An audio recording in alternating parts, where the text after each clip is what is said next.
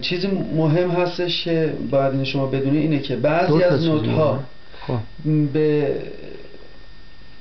پیوسته هست، بعضیاش ناپیوسته است، یعنی بین دوتا نوت بعضی وقتا فاصله هست. حالا به این حالت میشه مقطع میگن و پیوسته. من اولیشو به صورت مقطع میزنم، بعد به صورت پیوسته.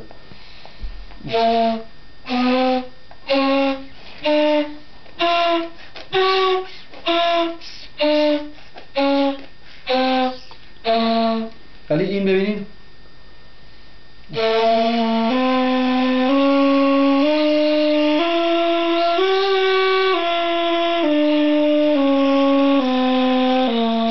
تو نوت هم وقتی میکشه بین چند تا نوتی که غیر همنام هستن یک کمانی که روی هر چند تا نوت بکشه اینا همش با یه دم بایستی نواخته بشه. این خیلی مهمه. بعد باز یه چیز دیگه داریم به نام تریل که به این صورت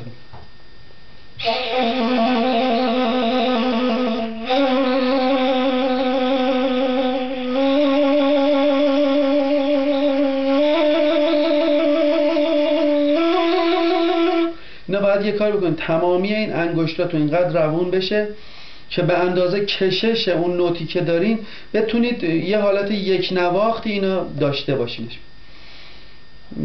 یه چیزی که داریم به نام تریوله که ما در زمان یک نوت سیاه که در حقیقت 2 تا نوت چنگ هستش میایم در عمل 3 تا نوت چنگ را اجرا میکنیم و این حالا همیشه با یه نوت بالاترش این انجام میشه.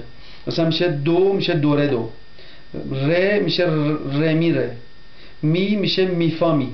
به این حالا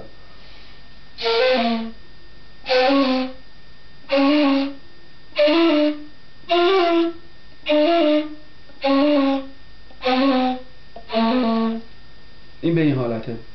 اینش میگن تریوله. حالا من همه رو پشت سر هم دیگه اجرا میکنم، شما اینو بسی بتونید همین جوری انجام بدید.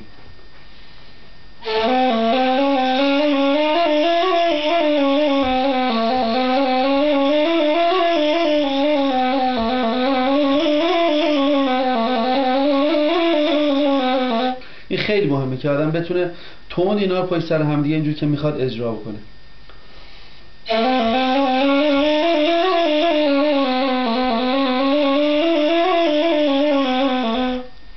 یه چیز دیگه داریم باز به نام تکیه که همیشه